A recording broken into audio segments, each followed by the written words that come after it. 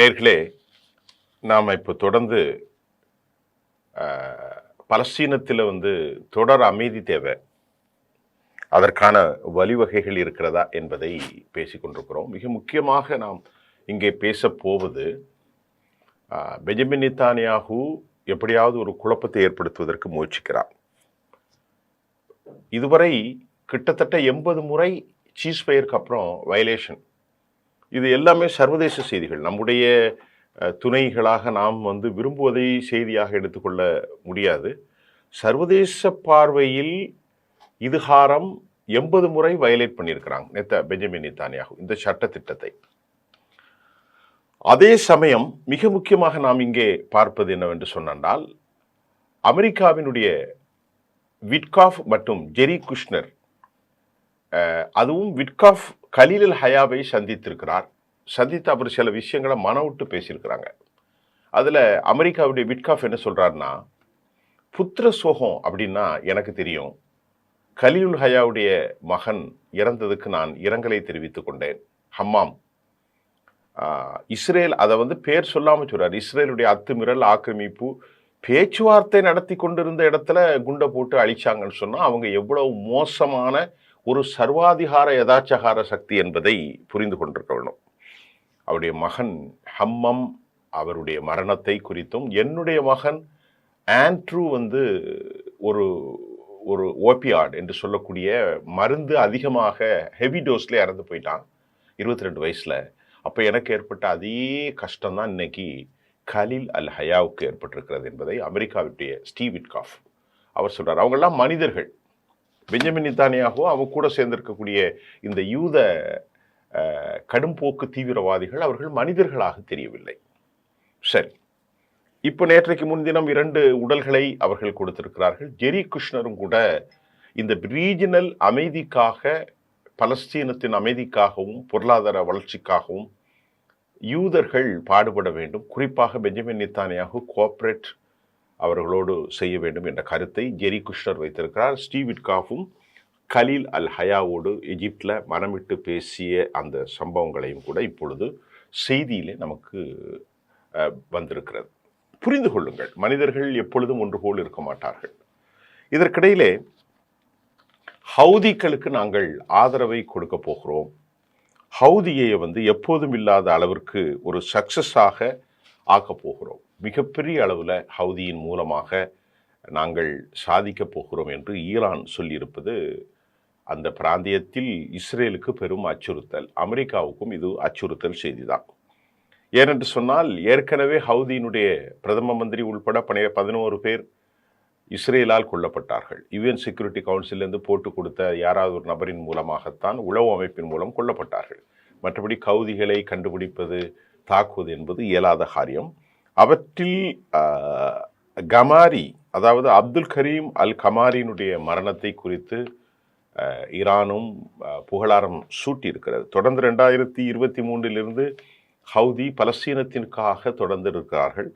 அவர் என்ன சொல்லியிருக்கிறார் அப்படின்னு சொன்னா, ஹவுதி என்ன சொல்கிறார்கள் அப்படின்னு சொன்னால், நாங்கள் எல்லா நிலையிலும் steadfast with our brotherhood freedom, அதாவது பலஸ்தீனத்தினுடைய விடுதலைக்காக எப்போதும் நாங்கள் செட்பேக் ஆக மாட்டோம், கெட் டவுன், கீழே இறங்க போவதில்லை, அலங் வித் தம், அந்த மக்களோடு நாங்கள் போராட போகிறோம். Reiterating the steadfast the support for the Palestine people, reiterating, எந்த நிலையிலும் நாங்கள் இருப்போம். இதுக்கிடையில் ஹவுதியினுடைய புதிய ஏர் ஸ்ட்ரிப் ஒன்று 100 கிலோமீட்டர் தள்ளி, அதாவது குறிப்பாக சொல்லப்போனால் அது volcanic island in this the Red Seas off the coast of year satellite இமேஜில் கண்டுபிடிச்சிருக்கிறாங்க. ஏற்கனவே ஹவுதிகள் செங்கடலில் 100க்கும் மேற்பட்ட கப்பல்களை அழித்திருக்கிறார்கள். 9 பேரை கொலை செய்திருக்கிறார்கள். பல கப்பல்கள் கடத்தப்பட்டிருக்கிறது. ட்ரேட் ஆபரேஷனில் மறைமுகமாக சென்று கொண்டிருந்த ரெட் சீன் வழியாக இஸ்ரேலுக்கு இனி ஒரு நிலையை அவர்கள் ஏற்படுத்துவார்களானால் தொடர்ந்து போக முடியாது என்பதை தற்போது அவர்கள் அமைத்திருக்கக்கூடிய இந்த புதிய air strip is being built on volcanic island in the Red Sea off the coast of Yemen என்ற ஒரு செய்தி இது சேட்டலைட் இமேஜின் மூலமாக பதிவு செய்யப்பட்டிருக்கிறது. இன்டர்நேஷ்னல் ஷிப்பிங்ஸை இதை குறிவைப்பதற்கு எளிதாக இருக்கும் என்றும் சொல்லப்படுகிறது. The link network offshore based in the region key to international shipping அப்படிங்கிறது தான் ரொம்ப முக்கியமானது. இதில் ஹவுதியினுடைய இந்த வளர்ச்சி விவகாரம் சவுதி அரேபியா, யுனைடெட் அரபு எமிரேட்ஸினுடைய செய்திகளும் வந்திருக்கிறது. அது இதற்கு சம்மந்தமில்லாத செய்தியாக இருந்தாலும் நாம் முதல் இந்த செய்தியை பார்க்கிறோம். மிக முக்கியமாக அவர்கள் அமைத்திருக்கிற இந்த இது 2000 ரன்வே 90 கிலோமீட்டர்ஸ் தென்கிழக்கு ஹுதைபா போர்ட் சிட்டி என்பதும் வந்திருக்கிறது. ஏற்கனவே 100க்கும் மேற்பட்ட கப்பல்கள் மூழ்கடிக்கப்பட்டு 9 பேர் கொல்லப்பட்டார்கள். It could give the force வலிமைப்படுத்த அண்ட் சர்வேலன் மற்றும் இந்த விவகாரத்தில் என்ன நடக்க போகுது, ஹவுதிகளுடைய எழுச்சியின் மூலமாக அவங்க ரெட்சியை முழுமையாக கண்காணிப்புக்குள் கொண்டு வரப்போகிறார்கள்.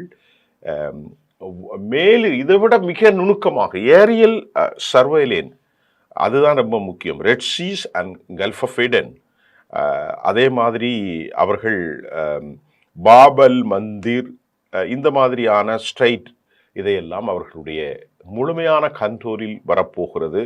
இது வருங்காலத்தில் பெரிய சிக்கலை யாருக்கு ஏற்படுத்த போகிறது என்று சொன்னால் இஸ்ரேலுக்கு ஏற்படுத்த போகிறது என்ற செய்தியும் நமக்கு கிடைத்திருக்கிறது. இதற்கிடையிலே கார்னெவர், கனடாவினுடைய பிரைம் மினிஸ்டர், என் நாட்டுக்குள்ள நீ கால் எடுத்து வச்சா உடனே உன்னை கைப்பற்றும், நீ ஒரு பெரிய கிரிமினல் அப்படிங்கிறாப்புல. இவ்வளவு அவமானம் ஒரு மனிதனுக்கு இந்த உலகத்தில் வருது, இவ்வளவு கேவலம் ஒரு உலகத்தில் வருது. உண்மையிலே இது ஆண்டவருக்கு பொருத்தமான செய்தியை அவன் செய்திருந்தால் இவ்வளவு கேவலம் அவனுக்கு வந்திருக்காது. கனடா சொல்கிறது, என்னுடைய நாட்டில் நீ காலை வைத்தால் உடனடியாக கைது செய்யப்படும், உடனடியாக உன்னை சர்வதேச கோர்ட்டில் நிறுத்தப்படும், நீ மாபெரும் மனித இன விரோதி என்று கனடா கண்டித்திருக்கிறது. இதற்கிடையிலே நேற்று நள்ளிரவு இந்திய நேரத்தில் வெளியான மிக முக்கியமான செய்தியில் கேமர் ஸ்டார்ம், அதாவது யூகே, இங்கிலாந்தினுடைய பிரதமர் தனது கருத்தில் காசாவினுடைய மனித இன படுகொலைக்கு முழு பொறுப்பேற்க வேண்டியது பெஞ்சமின் நெத்தன்யாகு தான். அவருடைய பொறுப்பு தட்டி கழிக்க முடியாது. ஆகவே பெண்களை, குழந்தைகளை, அப்பாவிகளை கொலை செய்து 90% இடிபாடுகளாக்கிய இதற்கு அவன் 500 பில்லியன் அமெரிக்க டாலர்களை கொடுத்தே ஆக வேண்டும் என்றும் ஸ்டோமர் அவருடைய தன் கருத்தில் ஸ்டோமர் தன் கருத்தை வலியுறுத்தியிருக்கிறார். யூகேனுடைய பிரதம மந்திரி. 500 பில்லியன் டாலர் என்றால் கிட்டத்தட்ட உங்களுக்கு கணக்குப்பட்டால் இந்திய மதிப்பிற்கு கிட்டத்தட்ட 40 லட்சத்து கோடிக்கு மேல் கொடுக்க வேண்டும் என்றும் அவர் குறிப்பிட்டிருக்கிறதை நாங்கள் பார்க்கின்ற போது, எந்த அளவிற்கு 45 லட்சம் கொடு, 50 லட்சம் கொடு டாலர், பில்லியன் டாலர்ஸ், கோடி ரூபாய், 50 லட்சம் கோடி ரூபாய்களை கொடுக்க வேண்டும் என்று சொல்லியிருக்கிறார். இவ்வளவு மனசாட்சியோடு இவரை எதிர்க்கிறார்கள் என்றால் இவருக்கும் ஆதரவு கொடுப்பதற்கும் எப்படிப்பட்ட ஒரு மனம் நிறைய பேருக்கு இருக்குன்னு தான் எனக்கு தெரியல. அது ஆண்டவருடைய பூமி, அது ஆண்டவருடைய சமூகம், அவங்க செய்கிறதுலாம் நியாயமானது, அவர்களுக்காக பிரார்த்தனை செய்வது, யூதர்கள், இதெல்லாம் நாங்கள் ஏற்றுக்கொள்ள முடியாது. இதெல்லாம் மனம் வருத்தம். மறுபடியும் சொல்கிறேன், அநியாயமாக நடக்கக்கூடிய எந்த சம்பவத்திற்கும் நீங்கள் ஆதரவளித்தால் நீங்கள் இறைவனுடைய எதிரியாகத்தான் இருப்பீர்கள். அதைத்தான் இன்றைக்கு யூரோப் யூனியனும் அமெரிக்காவும், இன்றைக்கு மக்களும் கூட, யூத மக்களும் கூட இந்த கொலைகளை ஆதரிக்கவில்லை. இந்த ஜெனோசைடை அவர்கள் ஆதரிக்க மறுக்கிறார்கள். பலஸ்தீன பலர்கள் தற்போது சிறையில் இருந்து விடுதலை செய்யப்பட்டு அவர்களுடைய உடல்நிலை மிக மிக மிக மிக மிக மோசமான ஒரு கண்டிஷனில் இருக்கிறது. தொடர்ந்து அவருடைய ஹெல்த் ரொம்ப காம்ப்ளிகேஷனாக இருக்கிறது என்று செய்திகள் வந்திருக்கிறது. பலர் கிரிட்டிக்கல் கண்டிஷனில் they had been admitted intensive care unit. அவருடைய உடல்களில் முழுவதுமாக புண்கள் பரவி இருக்கிறது. ஐயோ, அவ்வளவு வேதனையான ஒரு கொடூரமான சம்பவத்தில் தான் நாம் இன்றைக்கு பார்க்கிறோம்.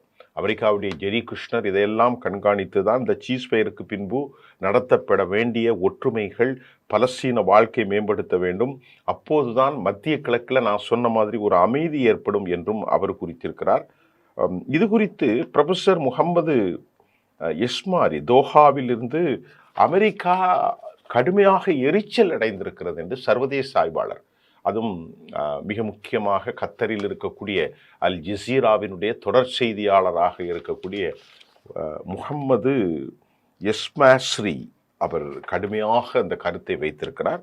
காசா மக்கள் இப்பொழுது பியர்ஸ், அவர்களுடைய ஃபியர் ஃப்ரகில் சீஸ்பயர், ஒருவேளை துண்டு துண்டாக இந்த அமைதி ஒப்பந்தம் மறுபடியும் உடைந்து விடுமோ என்று மக்கள் அஞ்சுகிறார்கள் என்ற செய்தியும் காசாவிலிருந்து வந்திருக்கிறது. ட்ரக்குகளை அலௌட் செய்யலை நேற்று நான் சொன்னேன். குண்டுவீச்சு நடந்து கொண்டிருக்கிறது. பலஸ்தீனியர்கள் கொல்லப்பட்டிருக்கிறார்கள். 80 முறை வயலேட் பண்ணியிருக்கிறாங்க. The wrong. இதுவரை 100 பேர் கொல்லப்பட்டிருக்கிறாங்க. ஒரு உயிருக்கு நீ போராடுறிய, ஆனால் டெய்லி நாய்களை விட, கொசுகளை விட, பன்றிகளை விடையும் மக்களை கொள்கிறார்கள். எவ்வளவு மோசமான ஒரு சக்தி. இவர்களுக்கு ஆதரவு கொடுப்பதற்கும் பலர் பேசிக் கொண்டிருக்கிறார்கள். நமக்கு புரியவில்லை. தோஹாவில் இருந்த அனலிஸ்ட் முகமது எல்மசரியுடைய கருத்து, யூஎஸ் மோர் டென்ஷன், ரொம்ப எரிச்சல் அடைந்திருக்கிறார்கள். ஆனால் வெளியே அவர்கள் அப்படி பேசவில்லை. எப்போதும் இல்லாத இதுவரைக்கு, கிட்டத்தட்ட இதுவரையில் இல்லாத அளவிற்கு அமெரிக்க வரலாற்றில் யூத ஆதரவை கொண்ட நபர் தான் யார்? Donald Trump. அமெரிக்க பிரதமர்களே, அமெரிக்க பிரசிடென்ட்களே இதுவரை இல்லாத கடுமையான யூத ஆதரவை கொண்டவர் இவர். அதே நேரம் குஷ்னருடைய, விட்காஃபினுடைய பார்வை வித்தியாசமானது. தற்போது ஹமாஸினுடைய பார்வைக்கு அது சாதகமாகிறது. அரபு முஸ்லிம் தலைவர்கள் இணைவு கூட்டில் ஒன்றாக வேண்டிய காலம் இருக்கிறது.